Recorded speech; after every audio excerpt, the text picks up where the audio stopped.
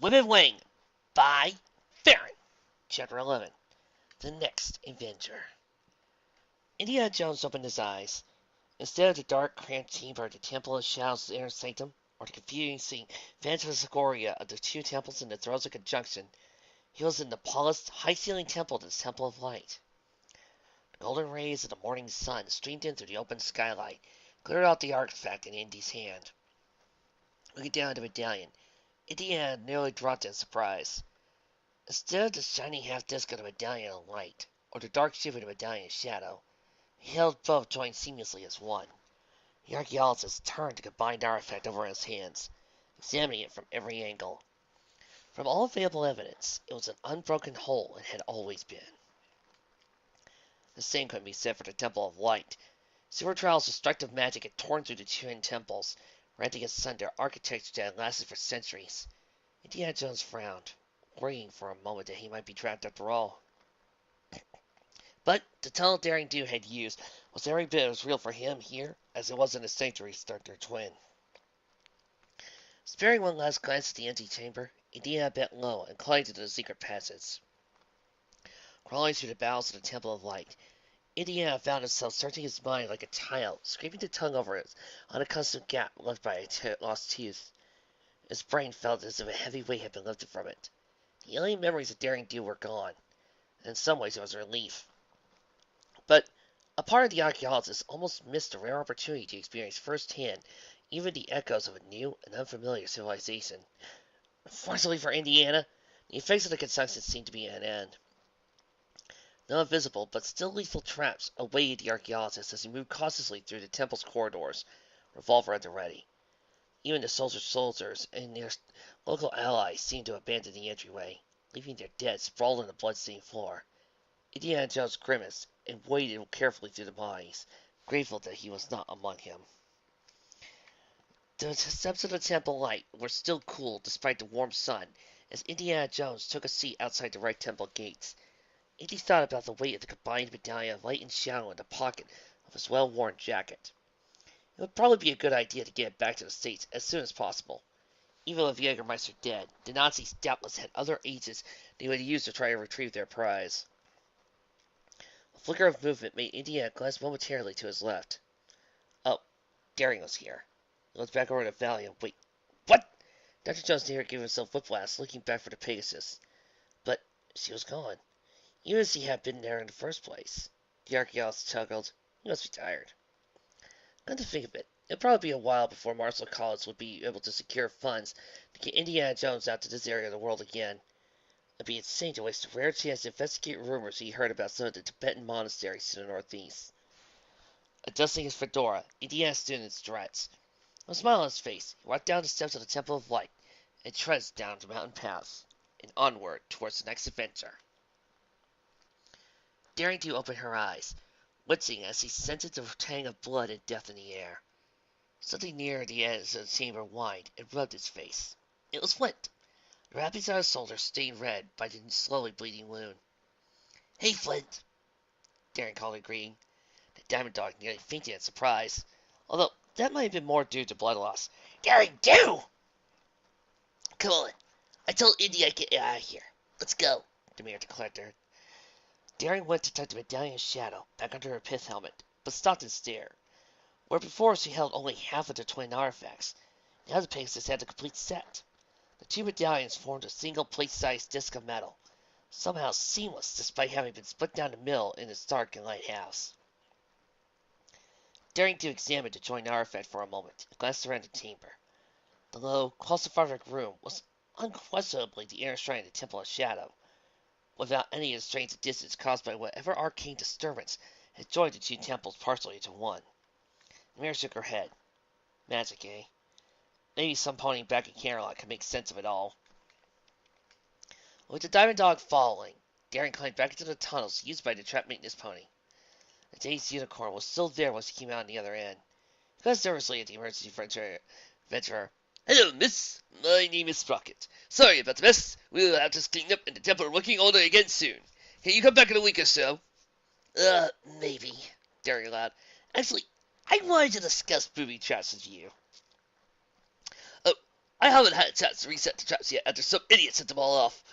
If you just give me a bit of time, though, I can. Oh, Celestia, not the face, not the face!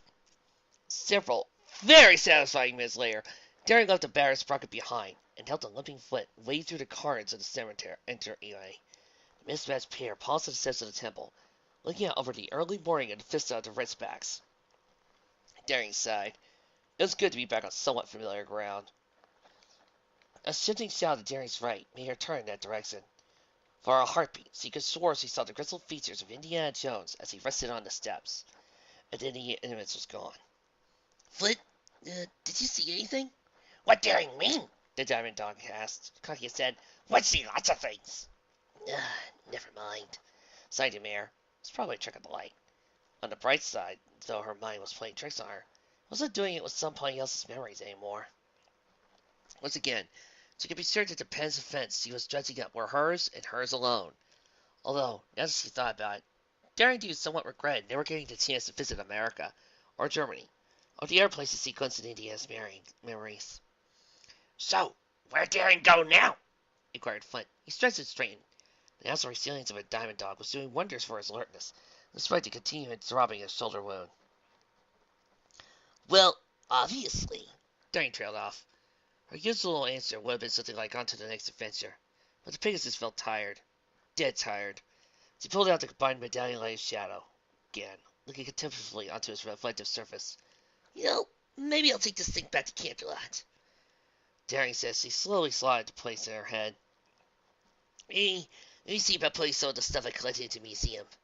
I feel like it belongs there, honestly. But a lot of cults and villagers would like to see artifacts like this and learn about far-off lands and cultures. Flint caught his head again. Think cults and villages might follow in Daring's footsteps? Daring to Flint with a praising gaze. I think he was right. You are smarter than you look. The diamond dog glanced nervously. Daring, please, Daring, don't tell. Flint never live it down. All right, Flint, let's go. Daring trotted down the mountain path. Flint close behind as he headed off towards the next adventure. Far above the Pegasus and Diamond Dog, a hawk circled, making one last loop to be sure. It turned towards and flew south. The journey took it over the tall, craggy spines of the Ridgeback Mountains. The raptor flew over rolling hills and broad expansive plains. It flew with little food and less rest, stopping only infrequently. Finally, the bedraggled bird glided in for a final landing in the humid, showery depths of a jungle far out of its native range. The hawk hopped across the weathered stone and ruins and arrived at the foot of a large throne. From the royal seat, a hulking blue-furred creature glared down at the bird. Red Truck, what do you deserve the rest of the great Azzy-Tooted? Flying up to the throne, the bird prey squawked quietly into Azzy-Tot's ear. The strange questioning creature listened intently, his narrow eyes narrowing at each passing second. Dang! Look at that, you're gone! And lost! The earth blue creature snarled, baring its yellow fangs to the sky as it shook a clawed fist into the air. Foiled again! Curse you, Daddy Jewel! Eh? Once again, the hawk seemed to whisper slightly into the evil beast. Azzy-Tot's eyes wide in surprise. Hey, what? Who is that? Azzy-Tot listened again, his lips curling away from the sharp predatory teeth. Surged to his paws and sorrow, they going, Then fine! Curse you too, Indiana Jones! With myself as a witness, I, Azzy-Tot, so end this! Somehow, I will have my revenge! A plague on all adventures! The blue-furred villain collapsed back to his throne and made a shooting motion with his paw. The hawk squawked quietly. Azzy-Tot sighed. Yes, you've done well, my minion. Now go! I have plans to make. Such plans. Epilogue. Yes, you've done well, my minion. Now go! I have plans to make. Such make. The final page of the manuscript rustled as Twilight Sparkle lowered the paper and placed it on the bottom of the stack. She glanced up at the two aspiring authors and gathered their thoughts. How to put this best? Well, wait, Dash, are you awake? Lara glanced over to her co-author, Rainbow Dash. The Pegasus was snoring gently. Sighing, the green-stinging unicorn prodded the snoozing pony with a huff. Dash continued sleeping. Lyra prodded harder, and Rainbow looked at her host. What? I'm up! I'm up! As I was saying, Twilight continued with an annoyed glance at her friend. I think it's pretty good. Just pretty good? Not ultra extreme, also amazing? Whined Rainbow Dash. Well, yeah, Rainbow Dash, this was a pretty good fic. Wait a minute, are you guys trying to do the review without me? Could you tell us what you did and didn't like about it? Lyra said, interrupting Pegasus' complaints before the mare could get into full swing. Well, what I didn't like was that, what I didn't like about it was that I felt like that Indiana Jones, that Daring Do liked more companions. I mean, Indy gets Flint, but Daring Do got betrayed on all sides. But I suppose that did show nice little differences between the two adventurers, and it did give us a chance to explore both villains. However, I do gotta say, I do love how each world connected to each other. Twilight connected and listened to the notes she had made while reading. This is a good story, especially considering it's your first effort together. I thought the idea of two adventures in each other's world was very inventive. Good idea using the memory merging. It saves a lot of exposition for the reader. Not that exposition is a bad thing. I, for one, love it when something is explained properly. But I wasn't done yet, Rainbow. But the story does have big problems. The biggest is, you really shouldn't use Daring Do for one of your characters, Twice said with a sigh. Pegasus' jaw dropped. What? Why not? The character Daring Do already belongs to somebody else. Twilight explained. If you want to be a police officer yourself, you need to use your own characters and setting. You can't just write this. This, I think it's called fanfiction. What do you mean we can't? Rainbow just started, but Twilight Sparkle cut her off. However, I think you did a good job with Daring. And if you get the original author's permission, you might be able to publish this, Lavender Unicorn said. Daz brightens. Oh, well, this would be easy, right? Resisting the urge crushed her friend's optimism, Twilight continued. Now, what I was really interested in was what you did with the other adventurer, this Indiana Jones. Someone, Lara corrected automatically. Twilight nodded. Right. Someone like that has a lot of potential. He has many of the same qualities as Daring Do, but you gave him a very original spin.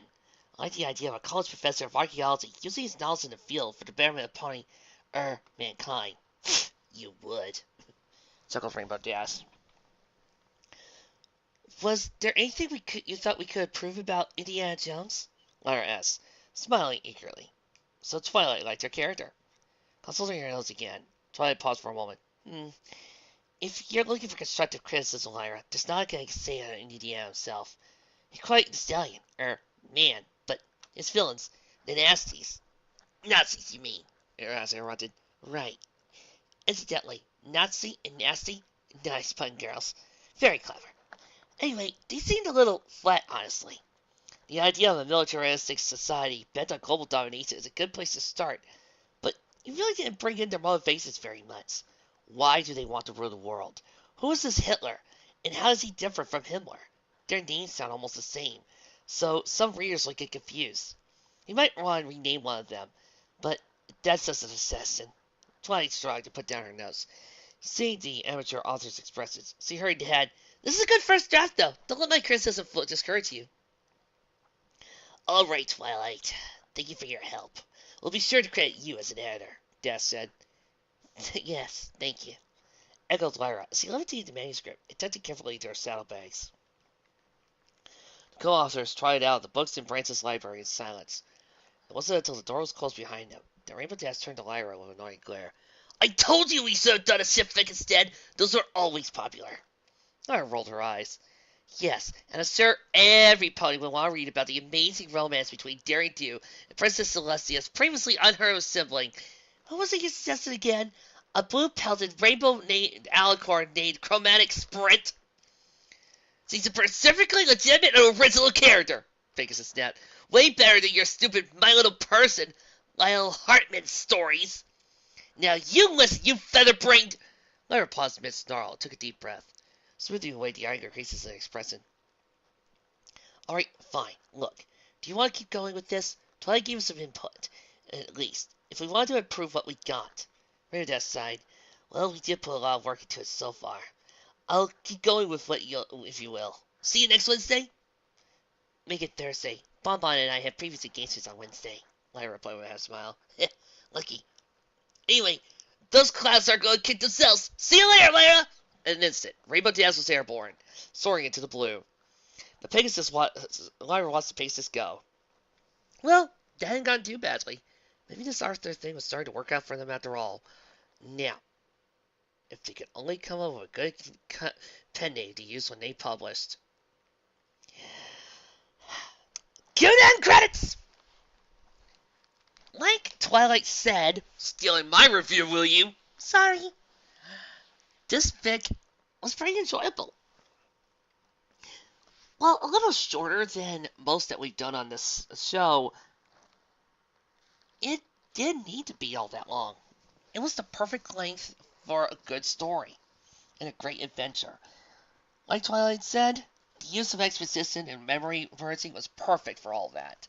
Gave us a chance to both introduce both characters and kept the adventure flowing.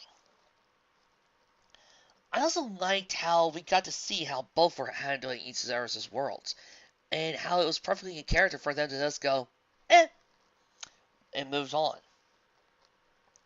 I also really loved Indiana's style of adventuring, and I loved Daring Do's. This just felt like a story that could be placed in both of their worlds. Next week, I'm going to fix up a passed wrong. See, I've been doing a lot of stories lately that, well, quite frankly, are some of my favorite authors on the site. But I realized I missed one that I really, really love and how good her storytellings have been. Book's Delight. So, to make up for it, for the next few days as a Thanksgiving gift, we're doing the P3 project from Book's Delight. See you there.